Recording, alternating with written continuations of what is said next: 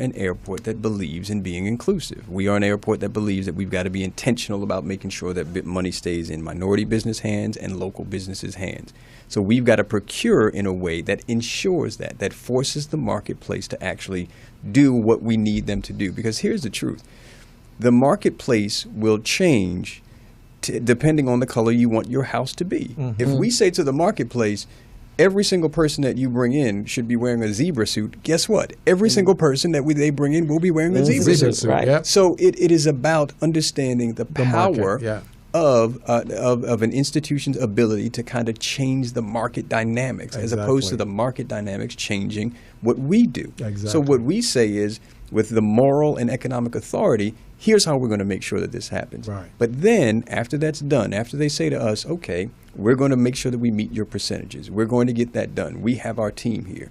Then we get monthly, them coming back to us, the staff coming back to us and saying, here's where we are on these percentages. Here's where we are on these numbers. Now, what I would say to you is we're about to spend billions more than we've ever spent before. And what that means to me is we've got to.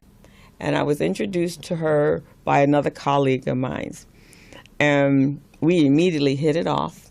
And I did a class for them over at the Urban League. I think I substituted for someone. And then after that, where I was doing all my training, that particular organization closed down, and I was without a training facility. And I met her. I was at one of the Black Business Expos, and I saw her, and I said, hey, I need a place to train. She goes, hey, take out your calendar and put down a date, and let's go. And after that, we were on, and for 2 years, up until the day of her retirement, we have done some amazing things in the community. Amazing. We made some incredible inroads. We created a mastermind program. We had workshops running like almost every month. And so she is just a force to reckon with when it comes to putting on programs. She has everything running in such order. And even if you don't know what you're doing, you do know what you're doing because she got it all in place. And so welcome, Ms. Rhonda. Well, thank you, Krista. I'm glad that you're here. And then my next guest, I just met her last week, 2 weeks ago. About 2 weeks ago. Yeah, about 2 weeks ago. And we professional place to look for people and to put information. So I'm not talking so much about my hobbies. Is that correct? Right. You're not talking about your hobbies. And I think even without it's said, but even without it having to be repeated, most people know that's not the place to say that I went for a walk with my dog or I was hanging out at the park. Okay. Everything generally in that space is professional and has something to do with your business, because that is that's your professional resume right there online. Excellent. So you're careful about who you are becoming friendly with and who you are connecting with, because you want to make sure it's on the right platform, because other people are viewing you all the time there to see who you are. That's your now resume. And your vitae, and it's all online. So the more accurate and the more up to date it is for your betterment. So as you keep adding on your accomplishments, and then you get people to interact with you, a little bit easier, I think, than Facebook. When I put up last week that I had become a NUSI certified teacher, I have been receiving, I got a call, right, on what type of opportunities and what we need to do in order to do that. And so I'm going to turn the mic over to Al. I call him Al. Okay. And for those of you entrepreneurs who are listening and you want to chime in, our phone number here is 323-293-3375. That's 323-293-3375. So while you're listening, your imagination and your interest is going to be piqued. So give us a call. Right, and we want you to be piqued. We want you to have conversations, because this could be a game changer for a lot of our businesses. So, Mr. Al, we're going to turn it over to you. Thank you, Crystal. In fact, you just you mentioned something that happened that I think really expresses what the Chamber is about. You mentioned there was a group that came here from Kenya. Yes. And the Kenyans came here because they were interested in providing business opportunities. Yes. for people in Kenya. Yes. And they were trying to... That was very informative. Absolutely. We do lots of good programming like that. Our board leadership program is specifically geared towards African American professionals. What we need to do is to get these businesses to a point that they're always in the readiness mode. So they got to be ready for all of these types of things. Now, some businesses are pretty reluctant to that, maybe because they don't know what they need to do in order to grow. It's education. Right. Or maybe because we haven't provided them those resources to really get them to that level. Right. So that metro thing that occurred that caught them off guard, that should be a lesson to all of us, so it will never happen again. It can happen. It can definitely happen. Right. One thing that I want to say is in terms of access to that particular type of capital, a lot of times most of the times we'll say go to the SBA and that they'll be able to help us. Right. We've found in the research that we've done at the Business Resource Group, led by Sharon Evans, is that the SBA since 2008, lending has been down by 91% for African American businesses. Wow. I have a lot of education and I've seen some stark numbers. It's very difficult to stand against 91% down from 2008. And so it's just unacceptable. Do we know why it went down? Well, the why it went down is similar to what keeps happening. You have to start from a particular base. A lot of our small businesses start with the home equity that you have in your home. Right, because the reason I'm saying that is, if they're saying that part of the reason why it's down 91% is because people are not coming to the table ready, then okay, if that's the reason they're not getting ready, then we can get... Casino is open now and fabulous. It is fabulous. Good. So we're definitely looking forward to the rest of it coming Now, along. did they make the casino any bigger, more rooms? Were there rooms before? Or? There were rooms before. There are no rooms now. Oh, wow.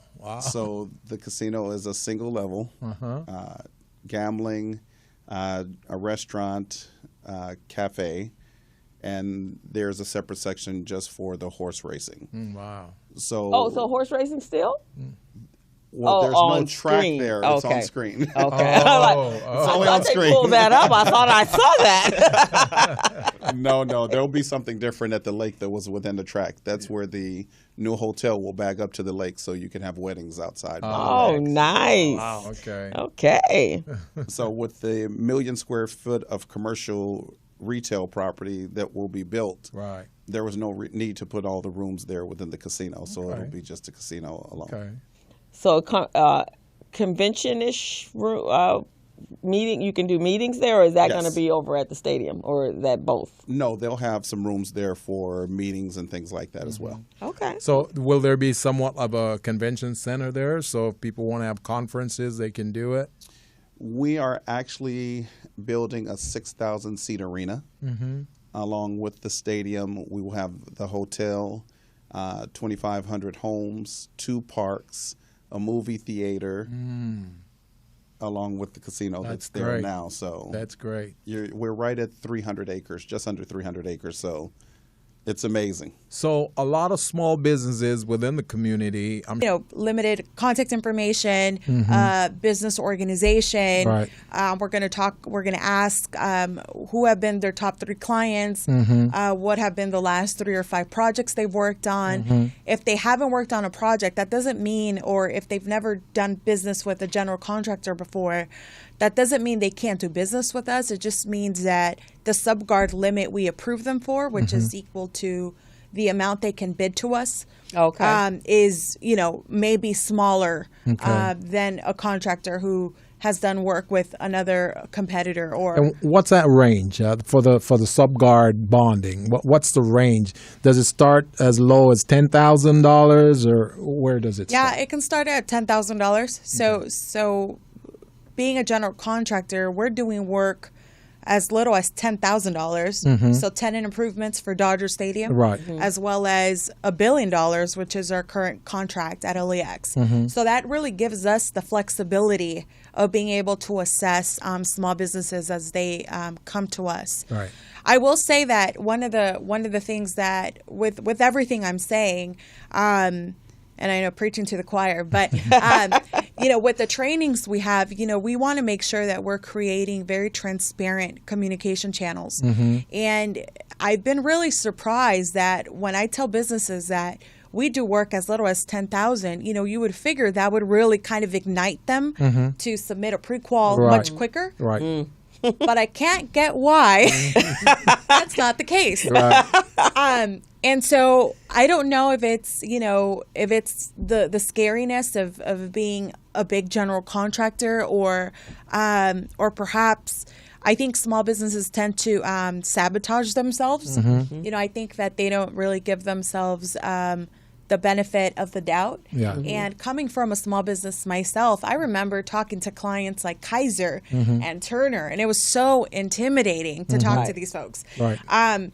But there's an assurance that comes when you're able to have a valid conversation. Positive and strong feedback from Armenians, because Super King brings all these people from all over the world. All ethnicities together. All ethnicities. You see Filipinos, African American, Armenians. Everybody is accepting the product. Yes. And as I'm putting product on the shelves, because I love still doing deliveries, from time to time, because I love going to the supermarkets, talking to the deli managers, because they know me, and I think that is a very important part.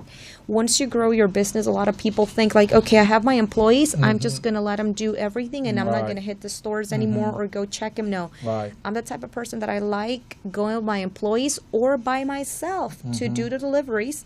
I put the product on the shelves and I talk to the deli manager. So my employees tell me, they said, the deli manager from this store says hi. So they all know me. Personal relationship is really key. It is Really a big key. Yes. Because if not, all they think is like, the bosses are just living the good life and they don't come, which is not true. Right. Which is not true at all. Right, But we work very hard to get those positions in the supermarkets, and we are expanding. And you got to nurture and maintain it. Absolutely, yes. And the buyers, every time we go over the numbers. They love it, and they're like, okay, what new product do you have? So as we go, and a lot of the product sampling as well help a lot. We'll listen what people want. Right. Based on that, my mom is in charge of all the research and development for new product.